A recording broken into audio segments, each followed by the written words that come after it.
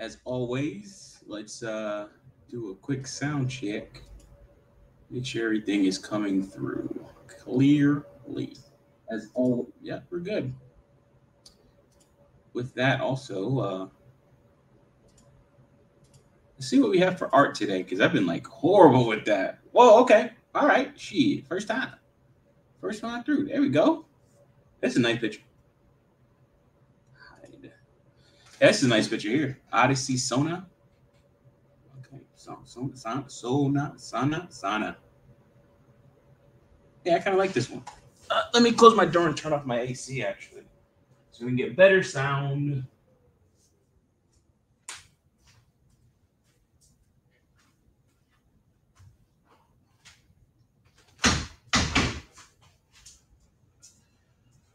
All right, so kind of continuing on with research. Oh no, just hey, listen, man. I do have to say thank you to all the people that do watch me live, and then people that watch the playbacks. I'm a person that is learning as I go here. Did want to talk about. I'll do some housekeeping first while we just look at this picture and admire it. Full screen. Oh yeah, look at that. This one is by Kelly Alishire. It's a pretty good picture. I like it so far. But yeah, I do want to say thank you to all the people that watch me live and then also watch the playback. Like, it's really cool to see, like, the numbers go up, also the subscriber count go up and things like that. I will be getting back on pre-recorded content.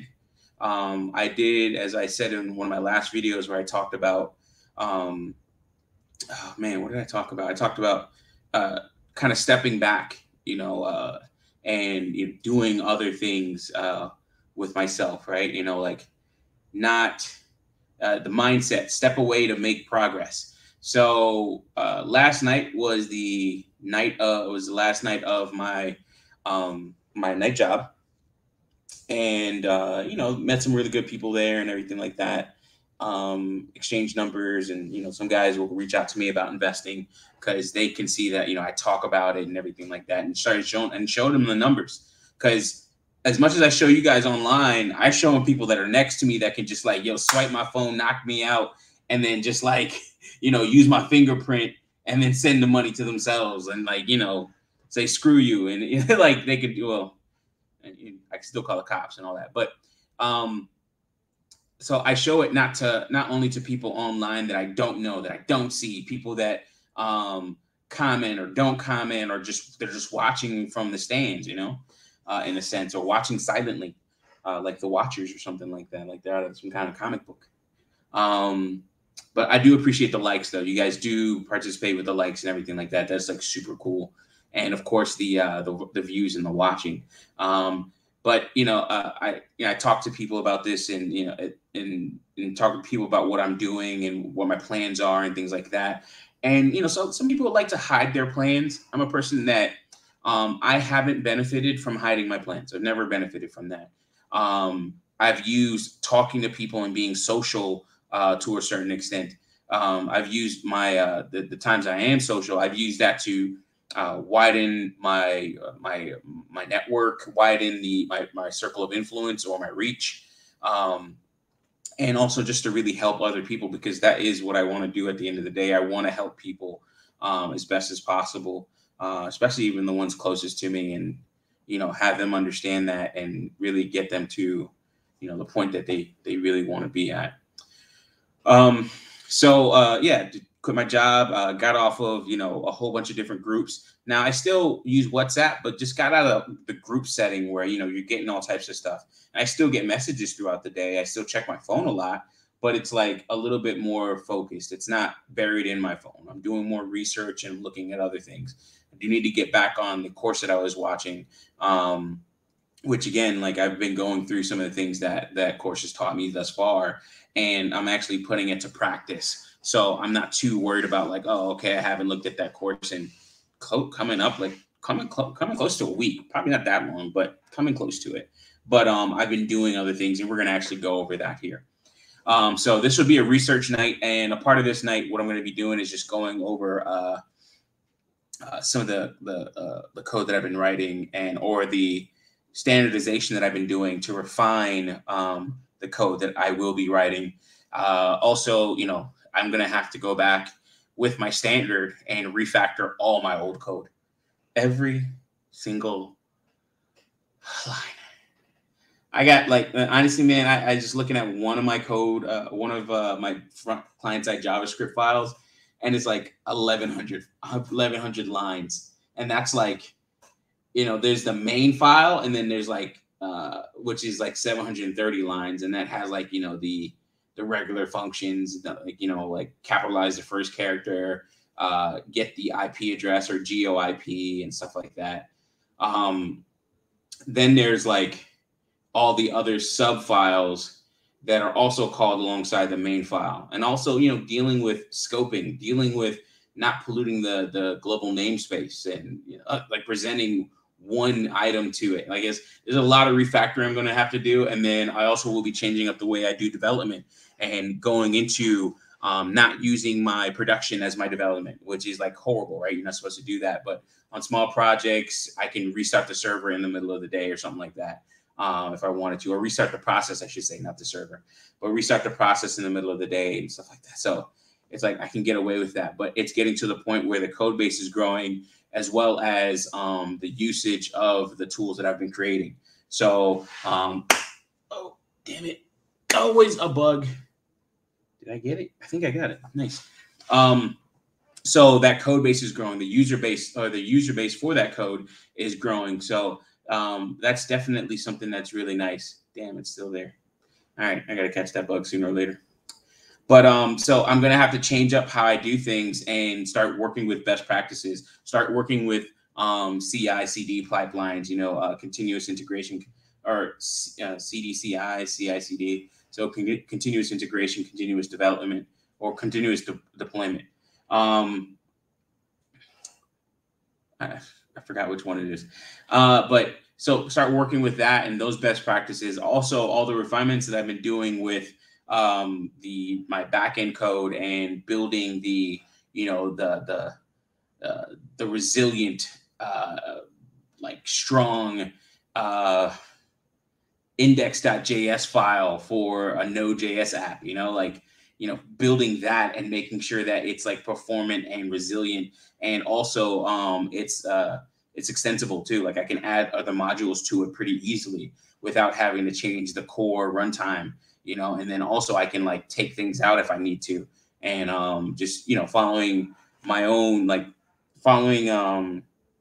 or refining my own code based off of other coders that I follow and watch, listen to, and see, like View off of Free Code Camp, Brad Traversy, and all the other people that are now on Traversy Media, Academind, or Maximilian Schwarzmuller, a gentleman like him who I've bought a couple of his courses along with Traversy Media's courses as well, or Brad Traversy's courses. So, and then all the people that they have also brought to me and exposed me to, even Coder, who is, that I was exposed to from Free Code Camp, so Free Code Camp YouTube page. So going through all that stuff. But I did want to say, totally, hey, listen, man, thank y'all, because I'm ranked. I'm up there, baby. I'm ranked on YouTube, baby. I'm ranked for live coding, so 3K videos, 383 channels, live coding using this this tag here.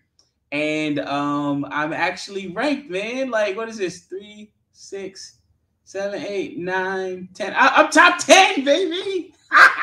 With 34 views. Oh, no. 2 of my videos are ranked. Thank you, guys. Hey, man, really, 30, my 34 views. Look at this. I'm all over this. I'm all over it. You see the 5s. Even, look at this. Even no stream. Look at that, baby. Oh. Wait, is this in order? Damn it, I don't think it is. Damn, I felt some type of way now. I feel some type of way. I thought I was doing something. But I'm up there, so that's pretty cool. I was very impressed when I saw this. I was like, holy crap. 59 views, 43 views. That's why I thought it was like in order, and then like I just totally didn't even see all this. But yeah, I'm still super happy, even though I was totally wrong. But I'm still super happy about this because, you know, it's like if you look up live coding, you know, that just gives a little bit more exposure and eyeballs on the channel. So really happy about that, man. Really definitely happy about that. So I appreciate those that, you know, you guys mostly catch the playback. And, you know, you guys only catch like smaller portions of it because I do go and ramble on. But I really do appreciate that. And it's really cool to see this in terms of like, you know, just kind of being towards the top of the page, man. Like, even though it's like not in it's not alphabetic, but it's not in numerical order or anything like that by views, but I'm up there. So that's like, I'm doing something right with my tags and stuff like that, which I do have to actually go through and do some housekeeping on that too. But I keep the same images, and that kind of makes it a little bit more distinct, I think. But also makes it boring too. I was just thinking about that. So, but yeah, I'm really happy about this in terms of like putting these projects out here, putting these live streams out here with all the different projects that I do. And I will be making a push to finish the financial asset tracker app pretty soon. So I'm going to be doing a push for that now that I have a little bit more time, and I will be going back. I'll be taking some steps back on that as well. So this stream has been named. I forgot already. I forgot. Taking a step back to define a standard. So essentially, I wrote a blog post, and the link is in the description. But I wrote a blog post recently talking about standardization function templates. So I'm actually starting to standardize the way all my functions look. They will all have the same basic concept and makeup, and I'm still working on this. This is evolving. I've changed this probably a couple times. I've changed this a couple times, probably like 10 revisions or something like that, at least. Probably at least 10 revisions so far, you know, with just changing out the layout and everything of this. So let me increase this here. So I use Atlassian or Confluence, the Confluence product by Atlassian. You guys also know, of course, I have the playlist for all the Obfuscate streams, but that's just another side note. So you guys can always go back and watch all the other stuff, and that's on like the main page of the channel. But Atlassian or Confluence, I've been using this for years for documentation. It's probably the best documentation portal that I've seen, and I used it personally. I used it on a personal machine at one point, and then and we've been paying for it, like even for my my old business, we were paying for it for years. And now I just have it for this business here. So like all the old documentation and stuff like that, and some blog posts and articles and stuff like that are on there too. But I don't really go to that one anymore. There's some old stuff that I look at because I still have customers that call and need help and what have you. But here I talked about standardization, and this will be article 1 in or blog post 1 in a series. But really just focusing on standardization of function templates. So from now, what the heck? Weird. I thought I heard like the alarm go off for my my what's it called? My timer. Which is kind of crazy. Yeah, sorry, I just finished cooking a little while ago. So, anyways, this here, in fact, let me this playlist done. So this here, this is the first in quite a few blog posts talking about standardization. The next one will be like standardization in terms of error handler, an error handling function, and how I'm going to actually put that all together. And it'll be based off of what I'm doing here. And I'm still actually running through and testing this as well. But in terms of like, you know, using async. So every function from now on, unless I know it's just going to be a processing function, is just going to be async. Like everything's going to be async. Everything's going to be asynchronous. It's like even like a pre or post processing function, it doesn't make sense to not make it async. Like, you know, because like what you have to do to worry about asynchronous callback or worry about handling promises, resolving promises, and getting promised data, and dealing with asynchronous code in a somewhat functional manner. Like, it's just async, await, async, await, async, await. And just past couple of days, I learned how to properly do like async awaits, and I just was doing it wrong. I've been doing it wrong for quite a bit of time. So, and you guys have seen it in my code, and nobody told me. So thanks a lot, guys. I appreciate that. Like, jerks. So what I've done in the past is async name, right? And then what I would do here, I would do something like let vari, because var is a word, a special word, so you shouldn't use it. So let vari await, and again, this is just my lack of knowledge and doing things based off of examples instead of learning the concepts. Again, taking a step back to define a standard, sacrificing like, sacrificing, say, like the income that I got from my night job that I was investing every week, sacrificing that, or sacrificing that pay, and losing that, and saying, okay, well, I want a better job, or I want better pay, or I want better or more knowledge or better understanding of the language that I use, blah, blah, blah, so on and so forth. So for me to actually do that, I'm going to have to actually take the time to learn these things, so on and so forth.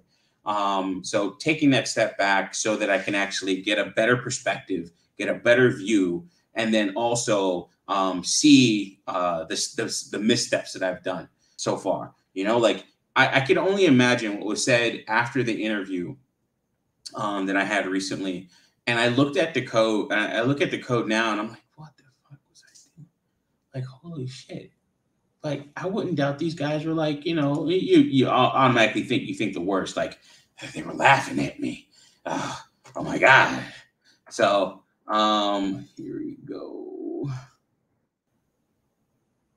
Let's sign into to continue the gist.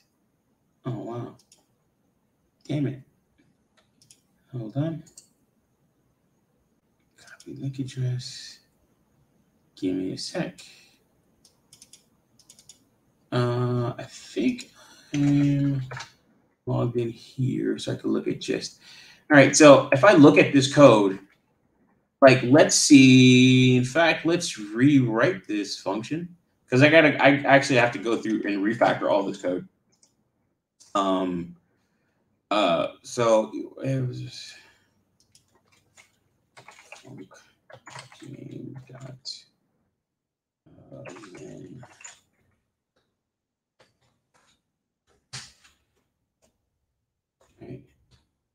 There's a problem with this, right? Essentially, I'm using two different ways of resolving a promise in one. Now, this works. This will work. So if you have an asynchronous function, you can use the await keyword. Also, in that asynchronous function, because you can use the await keyword so it can almost, in a sense, pause and wait for this to resolve. You can use that asynchronous keyword, or you can use that await keyword to do that, but it's a dot then. A dot then is the same, like you're still resolving an asynchronous callback, or not callback, you're still resolving an asynchronous function. So when you look at Brother Lionel, man, I appreciate you showing up, man, and just showing that little bit of what's it called, that support, bro. I always appreciate things that we talk about and everything like that. So I appreciate that. Sorry I missed it, brother. But if you look at the if you look at an asynchronous function, there's multiple ways of resolving a promise, right? You can use the usual async, or sorry, the new way is async await, and then you can use dot then and dot catch. And then you can also use promises, which I'm not even gonna lie. Promises like promise dot resolve dot reject and stuff like that. Like, dealing with promises. So this is the new kid in town, async await, and then you have your dot then dot catches, which work as well and work fairly well.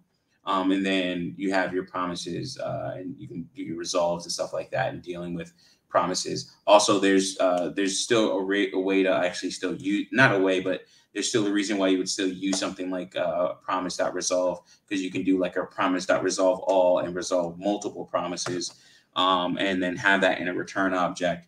And that helps with things like concurrency and stuff like that, which I want to get better at and understand.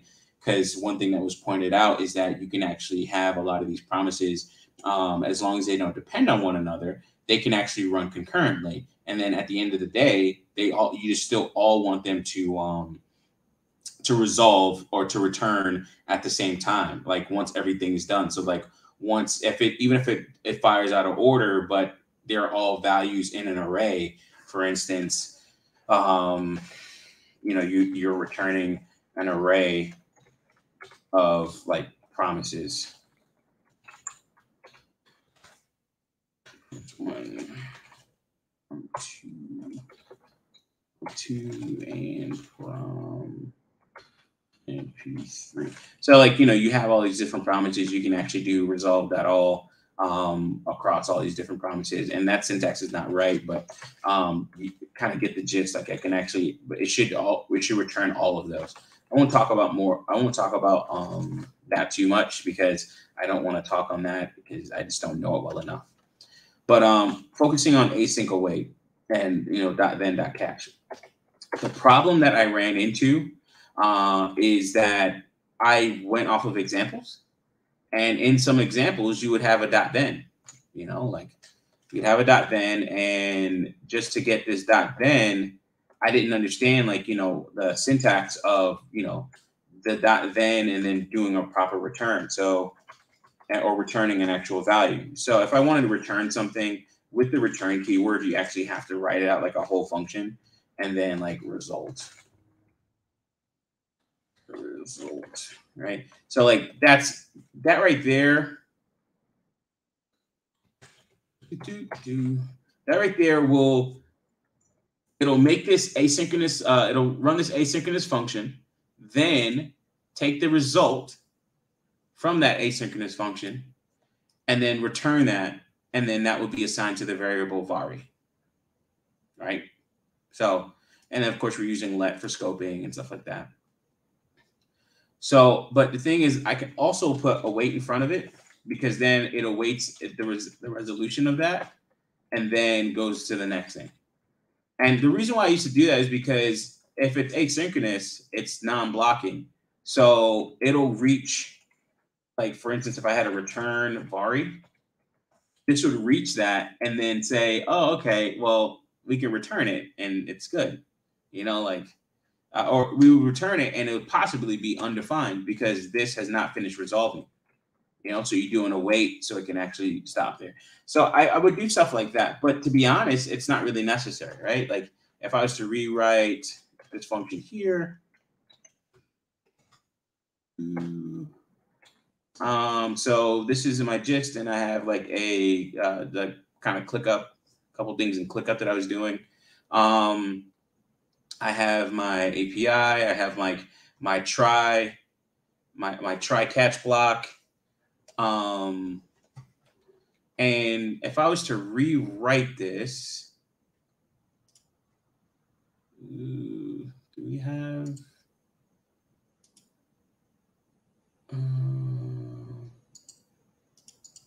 and move to other view? Sorry, I'm not sure. Close, move. Oh man, I must have done something here. I'm trying to look for.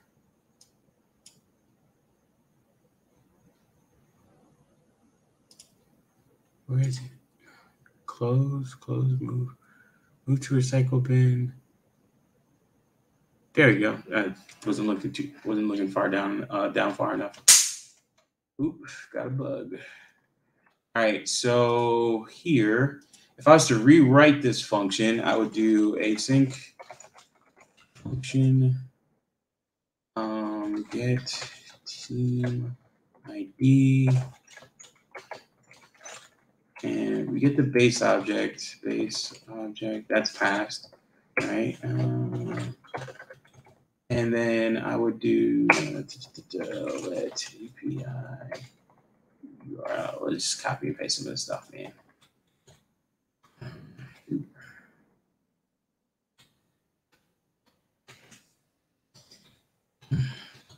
And we'll go over that article here in a little bit. But I kind of want to just use these live examples here of stuff that I've just done in the past that was wrong. If blog team name, okay. So this first one makes sense, right? Like core vars team, if base object dot team name. So this is just seeing if the base object actually has the team name in it. If it doesn't, then it errors out and has a problem. If and then else, we'll copy the else because there are things that I would change about that as well. In fact, let's make one of those changes.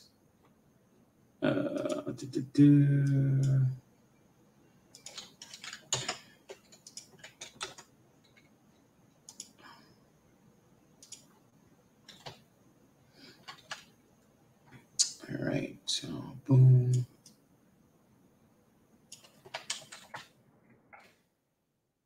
All right, actually, excuse me. Got a new God of War coming out too. That's pretty cool. I think I finished like the main part of the old one. I didn't get all the other quests, so I got to do that. Return key. So I have that object, and then let's make this bigger. I need the real estate. All right, cool. So if base object turn name, and then what I'm going to be doing is I would do like a whole bunch of changes here, right? So else I might, in something like this, I have my try catch block. So if base name, I would actually encase this whole. So instead of having a try catch block within the if, I would have the if within the try catch block. So here we go. Try.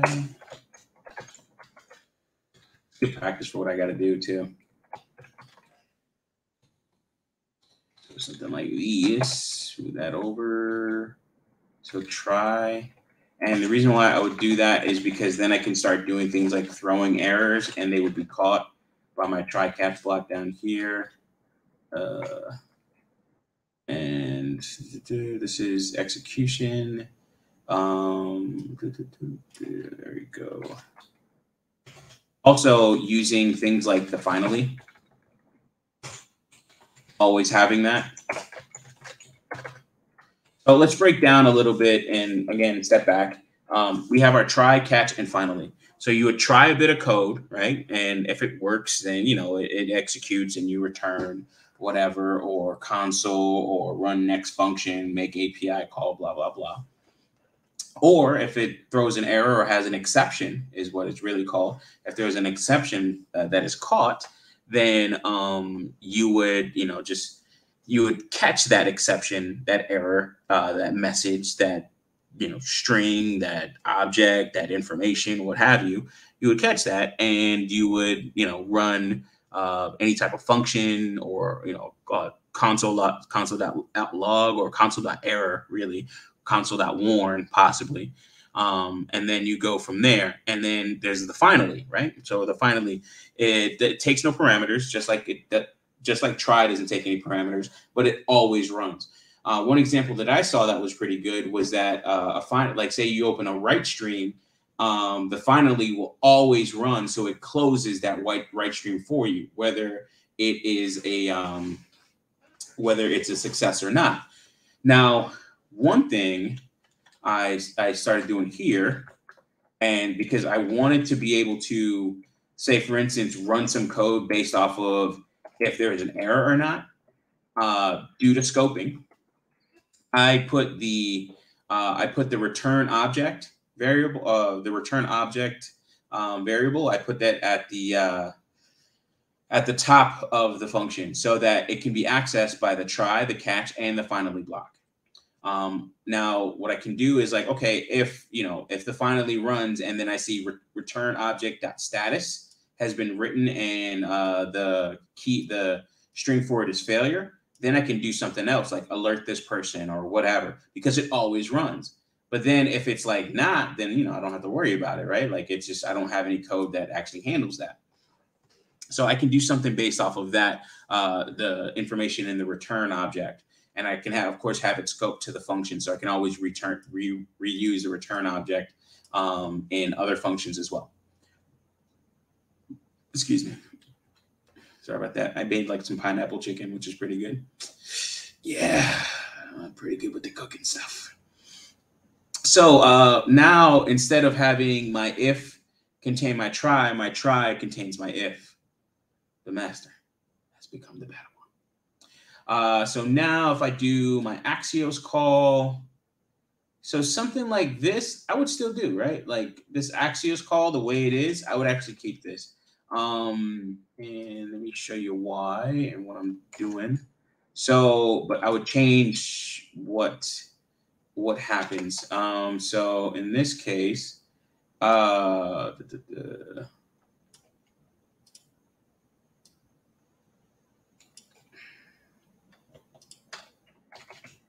we go. Change it in this way here.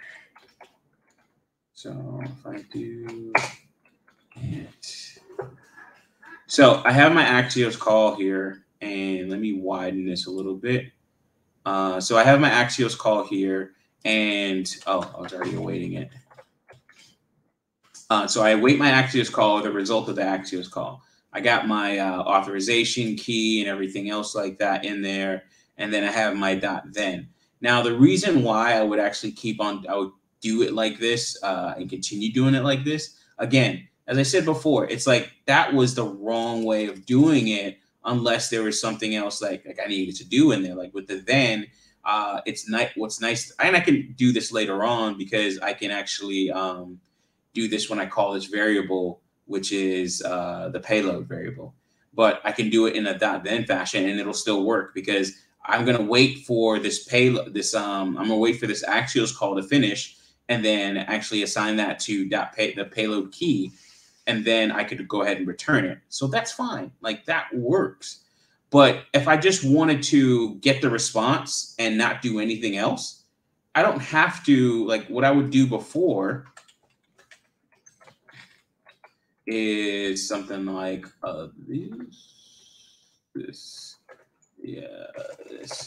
I would do something like this, return, and then response. And it's like, I don't need to do that. The await keyword would actually handle that for me. And essentially, I would get rid of these lines of code here. But yeah, this line of code, I think.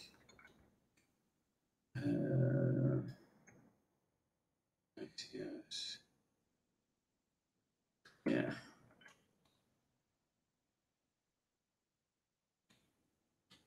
I don't know what this is for. Yeah, I copied this wrong, I think. And yeah, so, all right, cool. So I wouldn't need this at all. And let's move things over a little bit. Get. I'm just going over this here. Response type. And I would have that there. And this is exactly why you should use things like an IDE, because maybe it'll be a little bit easier to read all of this. But Notepad++ is great because then it'll highlight my closures for me as well, or my closing curly braces. So that's good. If based item, else try. So yeah, that's okay. That's the problem. All right, cool. So I try. Oh, I gotta move this here. Oh, we gotta go back a little bit. So no, we can fix it now. We can fix it now. Hold on. So fix that. So that's the if statement. The if statement should have an else statement afterward. And then this else should be this here.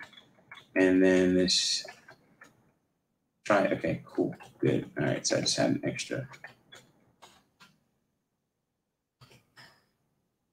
All right. So let's clean this up.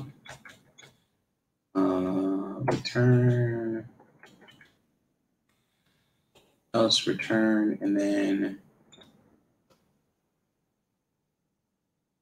Yeah, I wouldn't even do a return here. I'd do a throw. Throw, and then it would throw an error for me. All right, cool. All right, so ID. Ooh, what is ID here? That comes down here, and we wouldn't need to do that. Ooh, ID team doesn't exist.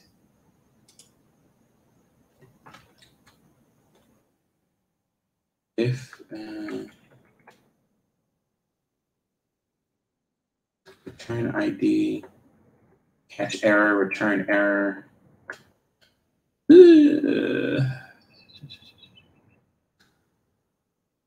Team does not exist because, yeah, this is even like weird how this is all written. Jesus Christ.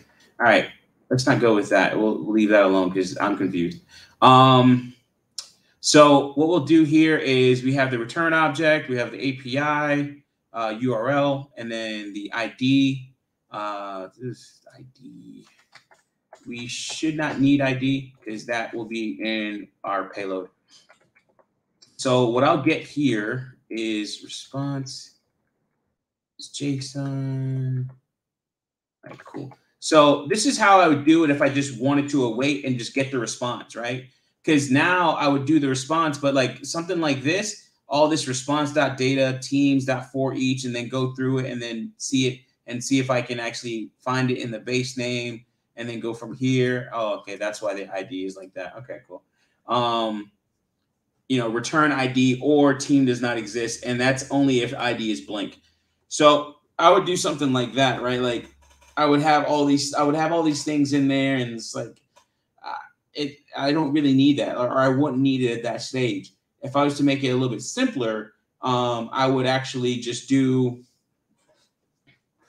have it return the response and then assign the response to payload and then process it thereafter. And then that would make this function just a little bit simpler. But we want to get some stuff done within this function itself, just so we don't have to deal with it later. And this function, the biggest thing is we want to get the team ID. So this function, by definition, should be giving us the team ID in some way, shape, form, or fashion.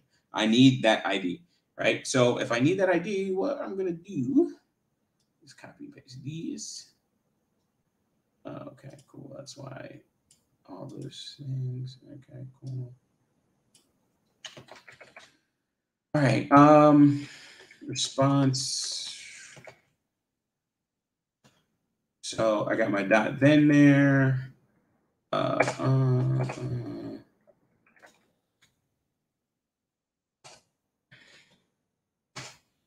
would do my for each. Cool. Got that.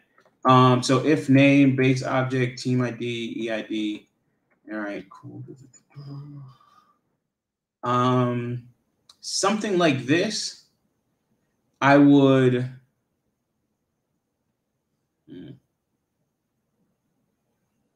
Something like this, I would change. Yeah, I would change the way this is responding. So at the end of the day, we want the team ID. What this actually does, it goes through the data, the response object, and the data that's returned by that response object. And then it goes through all the teams. And then for each one of the teams, it compares it to the base object team name, right? And then ID should equal EID. Now, something like this, I would not use ID anymore, because we're always going to have a response object, or yeah, we're always going to use this response object. Like, that's how we're actually going to push information out there. So we would do, or sorry, return object, and then put that in our payload, right? And then that would be EID. So then that would give me the ID that I need, and then that goes to my return object, right? And my return object is, or the payload for my return object is blank by, just like from the beginning. So I always define it. And the reason why I define it is because then I can do something like if it's an empty string, because I'm expecting something, right? Or I'm expecting a number. I'm expecting a number, a string, an array, an object. I'm expecting something, so I can do an if based off of that. I won't do anything like, if it doesn't find it. Like if it, I can actually, no, I could do a check in here if I wanted to say like, and I won't do it now, but I could refine this a little bit more, saying like, if you reach the last item within the array and you haven't found anything, then you need to either throw an error or, change your status to failure, or is it a failure, or change your message, or change your payload, like stuff like that. So honestly, if I don't find an ID, I probably would actually make it an error. So let's just do that. So if, and I don't even know if this will actually compile, so like, or not compile, but it would actually run properly. So I'm kind of just flying by the seat of my pants on this, and I'll update that just over time, because in the next couple of months I'll have to do this, and I'm going to have to do this on a test system, because I just have so much code that I would have to rewrite because of the outputs that are expected. So I'm expecting a number as an output, and then now I'm changing everything up, and I'm expecting a return object that has 3 main keys in it. It's just like that's pretty big. That's pretty big. So if oh man, we want to do response. Okay. Teams.length -1 equals I.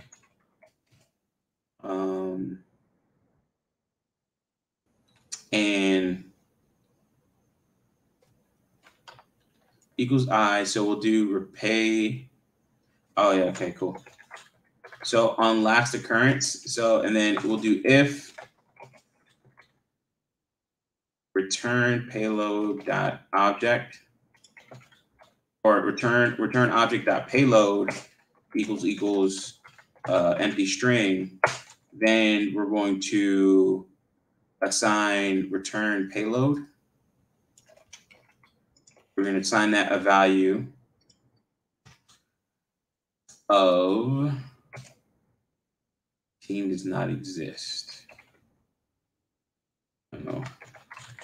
And also using like the proper quotes too, like maybe using double quotes from now on, as opposed to singles and template literals when necessary. So let me make this a little bit smaller so you can have stuff fitting on one line here. So like if name and it gets to the last and it doesn't find anything, return object.payload team does not exist. All right. And then I can test from there. I can also, if I wanted to, throw an error. And so if it throws, it's going to throw to the next catch block. And I don't have a catch block attached to this function, so it shouldn't really throw anything. So, yeah, but I can actually do a throw here at the top, or I can do a throw at the else. All right, cool. So that then response data, it's going to cycle through the teams array, and then assign that to return object.payload EID. If it gets to the end of it, and if it is still blank, then team does not exist. And we want to do, we probably want to do a couple other things here.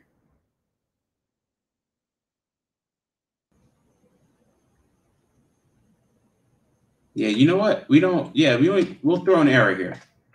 Because it's like, okay, why go through all this, like assigning the payload and all this? It's just like, yo, just throw team does not exist. Right? If team does not exist, so if it equals that, team does not exist, because then, or catch, not then, then it'll get caught by my catch block here. Because now I throw team does not exist, and then that gets caught here, and then I do some work here on that. So I'll go over that. So with that, just thinking this through a little bit, because this is, I'm probably going to just copy and paste this and test it, and then test it in the environment and see what happens.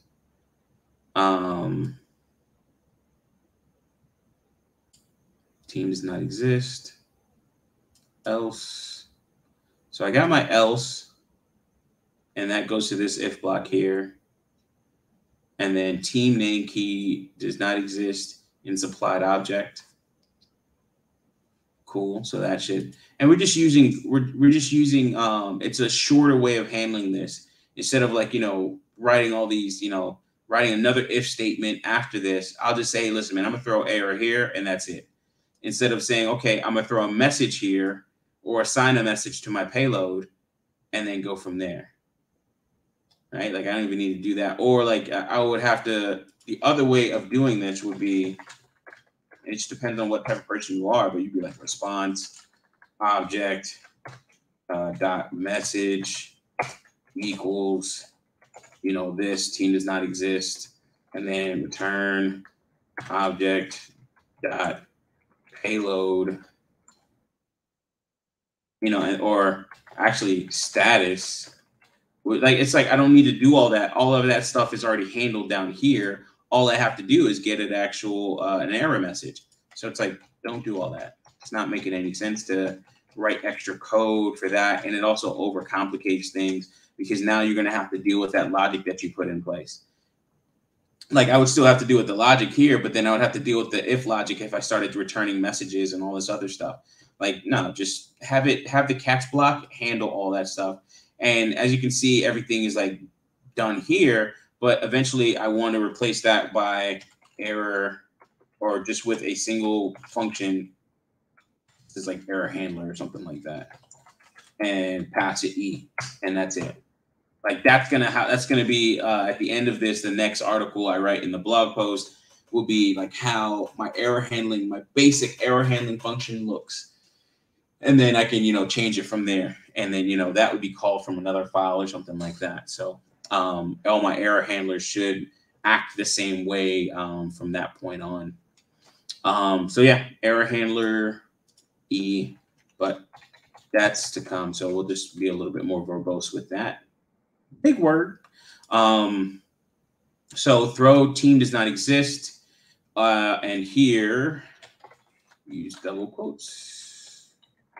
Yeah, look up like I might look up the Google standard. I'm not sure. There's some things I don't like. Like I don't like double spacing every line. Like single space is fine for me, man. Or it is what I prefer. But I'm sure they do it for a reason. Readability, cleanliness. I'm not sure. Parsing, I don't know. So yeah, if I was to rewrite all this, my payload, see how like I have my status success message, and then payload, from there, boom, boom, boom. I have my then, because I'm doing some processing in here. I'm going to await this. That's fine. But if I didn't have to await it and I was just getting a response, I mean, I could cut out, you could see how I can cut out like all of this here. Yeah, here. I can cut out all of that there. just by saying, hey, listen, await, and then await the access call, and it comes back, and then that's it. Anyways, not doing that. I also want to test it. Like, I think it's going to return. It should return a promise. Yeah, it should return a promise here. But if I do, yeah, it should. I gotta see that. I'm gonna test it. We'll probably test that here in a little bit on the stream. So I kind of want to see how that works. And I'm still learning this stuff and evolving this bit of code, this standard. So it's gonna be definitely a living standard for me. Anyways, using some more, using throws a little bit more though, and my hand, like actually throwing exceptions. So I'll be doing more of those.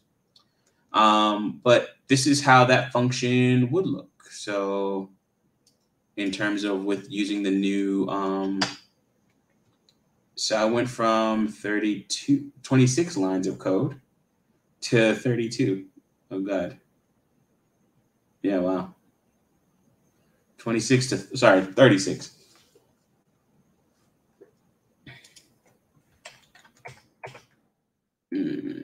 Yeah, okay. Hey, look, I got rid of one line. I can get rid of another line actually. Because I just never will probably use the finally anytime soon. I'll keep it there just in case I have to ever use it. But I always want to have the standard. Like in terms of a standard, I'll always have these certain blocks. I can just copy and paste that for a function or something like that. Or when I start using an actual proper IDE, I can start using the using some type of like macro or something like that that I put in place. So that'll be that'll be actually really useful. So let error message. Okay, cool. So let's go through this catch block. So catch E. So catch itself is a function, and you could pass it, or you could pass it a parameter within there. I don't know if you can really do that with the final. No, you can't do it with the finally. I tried and it just didn't work. But I can do let error message equal e.message. So if you look at the makeup of an actual error during a catch, it is made up of two things. It is made up of a name. No. What is it made up of? Yeah, it's made up of a name and a message. So it's an object pretty much. So that E is an actual message. So now if I can say, and I'm using a ternary operator here just for simplicity's sake. So if E message, and it's just seeing if it's truthy.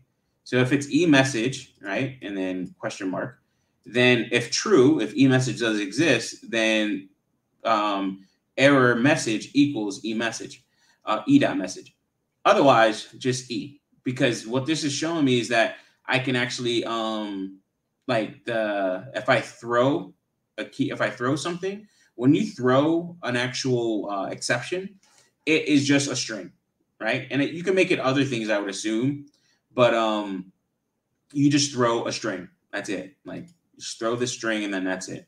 Because I've seen where you can throw error or something like that, and that could be a whole object as well. But you're throwing a string.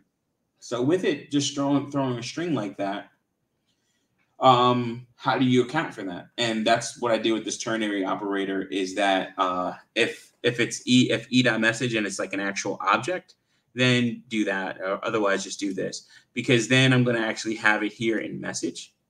For error message, I'm going to the return object or return dot message will equal error message, and then the payload, if it is a full-on error message, will be E. Yeah, it'll be E, because no matter what E is, so like for instance, instead of like me saying error message here and error message here, I'm returning E. So if it's just a string, fine, it's a string like 404 or something like that, resource not available or found. And if it's actually my own custom exception that I've thrown, then it'll just be that right here, which will be fine in my payload. Like I could test for strings or test for something else, or I can, circumvent that and deal with it accordingly in terms of, okay, if failure, then just give me the message. Right. And then I can also still inspect the payload and see whatever it is. I'll put that on the screen if I wanted to, or at least I'll put that to the console, which would actually be a pretty good idea in terms of like, oh, okay, this is an issue. output return object dot payload. Yeah, console log return or console dot error return object dot payload, right? And then that gives me the whole thing, and I can actually review that a little bit of what's it called, output there. So that's how I'm going to handle it. And then I would abstract that away by just actually replacing this with just an error handling function that could, send messages to a beeper or a text message or an email address or a Splunk, make a Splunk API call or something like that. I could even have that done in the finally block as well, because then I can track all my errors and my successes for client side and also server side code. So that'd be cool. Like, or something to a log server, like, hey, this was done at this time, this was done at that time. So that's definitely something I would probably do. And by putting everything here at the top in terms of scoping, the return object, the base of the return object, now I can actually access it within the finally block. Because I was trying to find a way is like, hey, listen, if it's caught, or if there's like a catch or something like that, then I want to see that. But if it's like try, I don't want to see that. It's like, how could I actually catch that? Because you would usually have return codes or something like that. But I don't know if you can have return codes for blocks of code. So I just thought about that term. So return code for try block.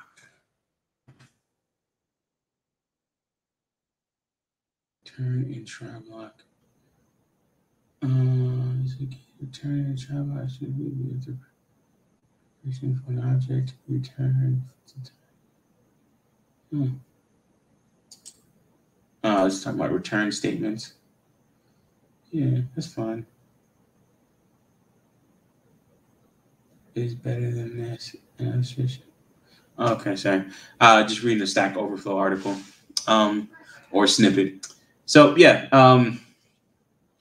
by having that return object there, then I can start accessing it with the finally block.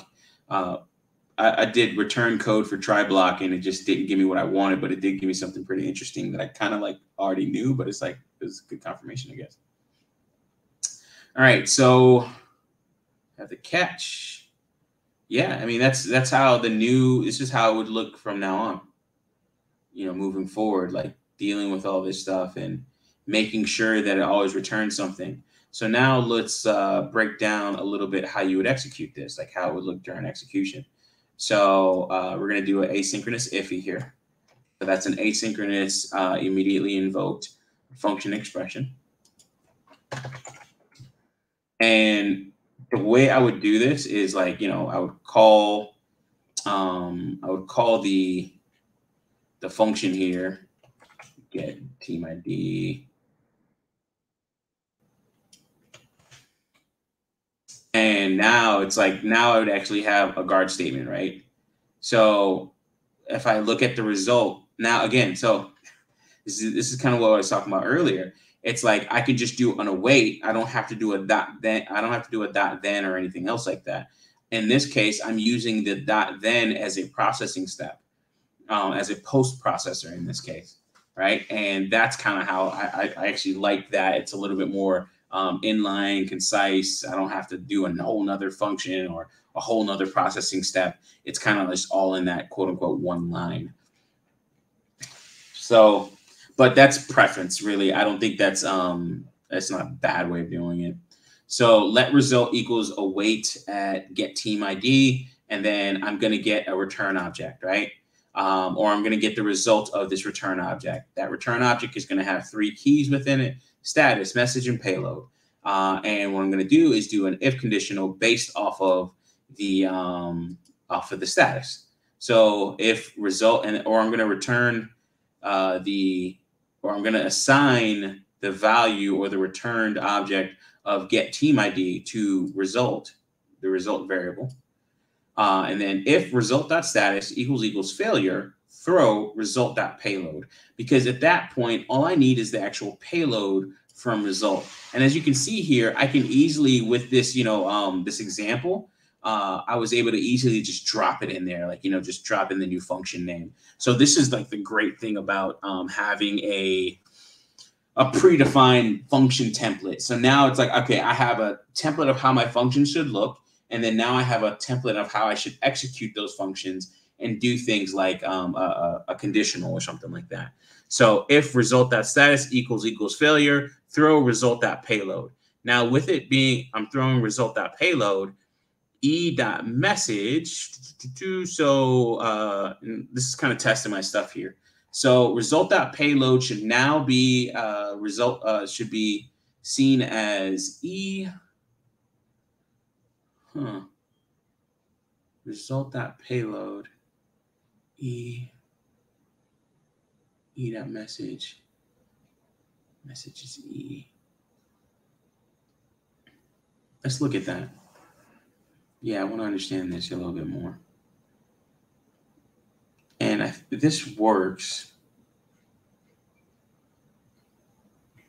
So yeah, let's run this here, because I have a funny feeling about that. Run it in my mental JIT compiler, interpreter / JIT compiler here.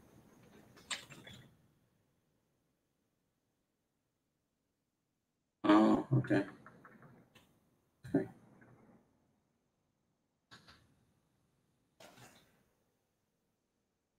Throw result.payload e. So in this case, in this function or this example, I am using the GitHub API, and then I'm going through all my repos for treestarsystems, right? Oh, let me see if there's anybody. Nope. Okay, good. I'm going through the repo for treestarsystems. So let's think about this. Now, if there's like a 404 or anything like that, it's just going to throw that message, and that'll be like the payload, right? But then what if that payload is an actual whole object? And then how do I deal with, what I throw? Now I can throw anything, right? Like, so it's not like I have to throw result.payload. I could throw, whatever. I can throw result, the entire result object, and that would be fine, and then I can still do things based off of that as well. But I kind of want to define something that's going to help me with the majority of the cases, have a template that's going to match or catch a majority of the cases. Anything else, the outliers, the one-offs and stuff like that, I'm not going to worry about. Like, it's like, okay, you deal with that bridge when you get there, because you don't even know what that bridge is, and you don't even know what's going to lead you to that. You might be able to circumvent that bridge, just to kind of put it in philosophical terms. So if I'm looking at this,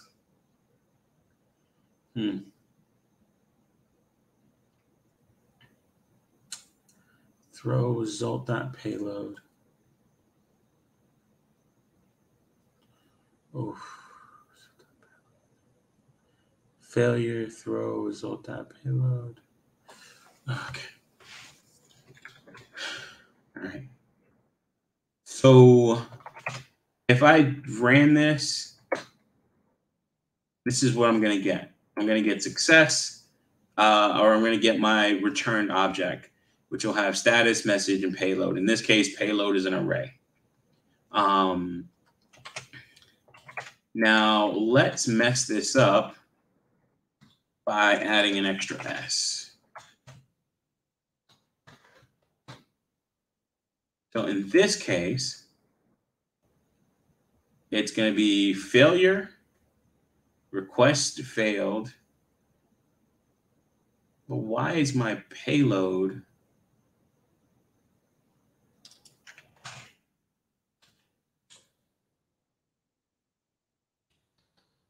result.payload? One thing we can do is look at our actual result. Actually, we don't even need to. So our result should always be our return object. So we should see that. I want to do rookie shit here, right? So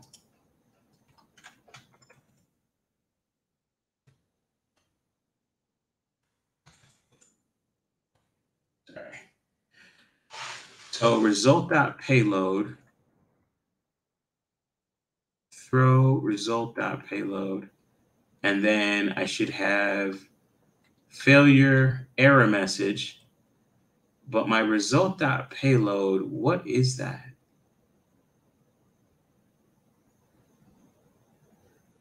Yeah, because in my result.payload, it should give me, you see how that works there? So what happens, right, when you're outputting this, and I don't understand it, but I've seen it before because when we were working with the Discord bot, I definitely want to jump back on that project, but I'm waiting for Upwork to give me authorization to use our API because I want to automate searching for jobs. So error, request failed, status code. Like, so this is the whole error here, right? And it gives me all of that. But it also gives me this here. Okay. So what's weird? This is again. I'm just trying to. I'm trying to understand this. An error should always have two things: a name and a message. So E, in this case, is a payload, and that payload is actually going to be an error, right? Because I'm actually throwing whatever the payload is in this case, which is going to be like a 404 or something like that. And that's my return object is giving me that. It's giving me the return message or the error message. But a part of that, because this is essentially this is a malformed JSON object. But I know from my testing that I can actually, go through and look at config. I can go through and look at data or request, and then even look at data as well. So look, I can actually look at response if I wanted to. The response object in this, and where is it? Where's data? Here we go. I can look at response.data and go from there. So, I'm just afraid that this will come, it's working now, but I'm afraid for that edge case where it just doesn't work. But again, even with that, I can throw whatever I want, and it'll be okay. Because right now I throw the entire payload, and whatever is assigned to payload here in this case. Yeah, I don't totally like that, but yeah, I don't totally like that because I don't understand it. Anyways, I don't like leaving stuff like that, but I do like it works in a sense, but I want to understand why it actually works. Because error message, let's do something here. Let's see if this is doing what I'm actually expecting it to do. Yeah, no, it is. And then the message.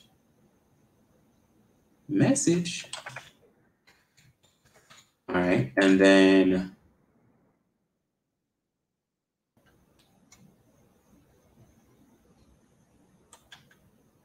so in this case, I want to console.log whatever E is. All right, and then I don't want this right now. I don't want that stuff.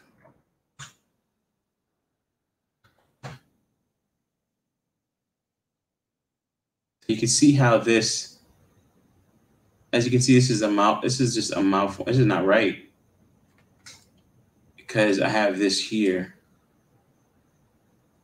But let's do this. Let me show you how quote unquote weird this is. So if I do response data, because we have our response. Let me just confirm here. Yeah, we have message not found. Data request. Yeah, we have response. And then in our response, we have status. Yeah, I think we should be able to address this. If not, I'll just be off by one key, but I know it's addressable though. Yeah, so message not found, and then yeah, so even though it's a malformed JSON object, I'm still able to do that, right? Because if I wanted to, I can even do e.message. And I think I'm able to do that because the way errors work, I should always get a name and I should always get what's it called? The message, which is the main portion, the main body.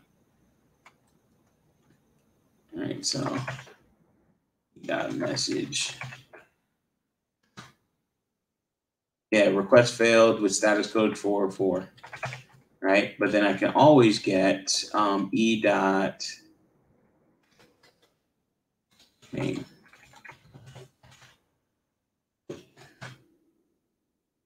Error. So I can always get these things, or I can actually get these things out of there. So I'm not sure about that. I gotta learn more about that. I'm probably gonna have to do a little bit deeper dive into errors and how they're printed out. Also understanding how some of these things are printed out, such as like a collection. You know, why is the word collection prepended there? Or if I use the Coinbase API, it'll say Coinbase or something like that before it'll say, what's it called? It'll say Coinbase before it says, gives me the object, which was freaking me out the first time I saw it because I was like, I didn't understand why it's showing me that, but it was valid. Anyways, moving on. Yeah, so that's how that would look. But this is how, this is how I'm gonna, once I learn this and get this down pat, now I can say, okay, I can move forward and put some other start putting this stuff together and putting it in practice and putting it to use. So that's kind of like the big thing. So let me just read the article real quick. All of that kind of what I went through, and I'm probably going to add this video as well to this. But I've been playing around with the concept of standardization of my code to make development faster by adding predictable formats and outputs. Things like for each async versus for loops, which are synchronous or sync, and returning a standard object with common keys. So that's our status, our message, and our payload. That's another reason why. Hold on, let me go back to that. What if I do loop e dot status? There shouldn't be anything there for that. Undefined, perfect. All right, cool. So that's just following usual principles there. Good.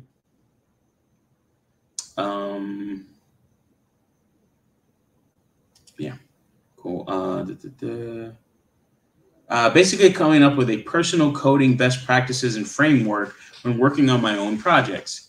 If no standard is in place, then I use my default.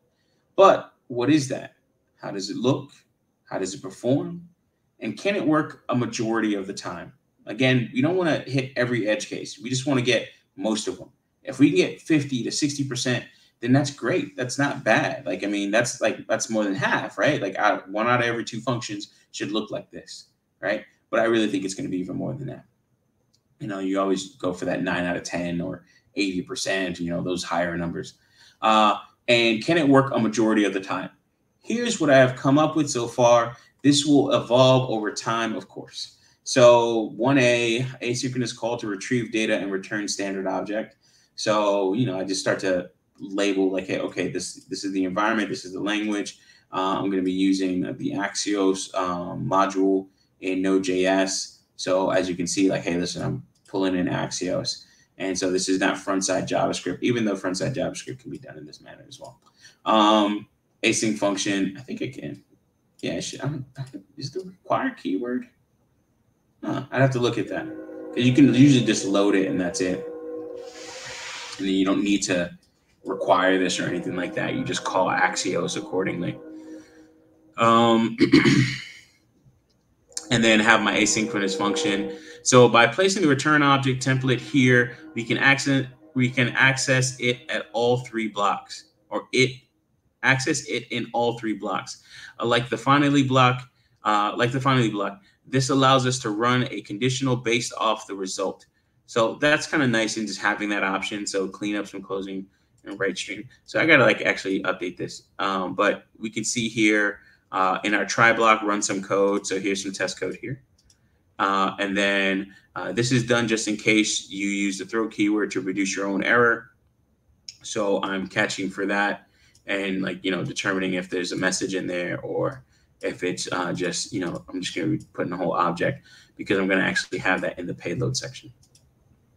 And then finally, and then test execution. And, this is like some of the tests that I ran and this is what I was getting. So for success, I would have success, my predefined success message and then payload.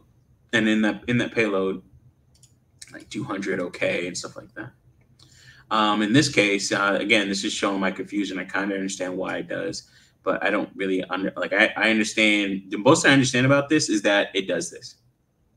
I don't understand why yet, but I also understand that I can actually access some of these keys here, like such as the config key, the response key, and stuff like that, and all the other sub keys underneath that. Oh, I'm in edit mode. That's why. Is that? Oh no, I'm not. Okay. I'm just logged in. Okay, that's because I'm able to do this and then I get like comment on shit. Like it's fucking annoying, getting in the way there. So status failure, message request failed with status 404, error request failed with status 404. But I'm having like this big error, and I used to actually output it to where I actually had an error in front of it.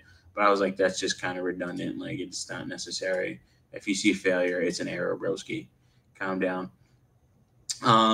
This is the beginning of the object. The info before is not really accessible, so I really can't access this. I don't know why. That's the part that's kind of weird to me. But I can access it in the form of the message here, and I can even access the name, which is just going to be error.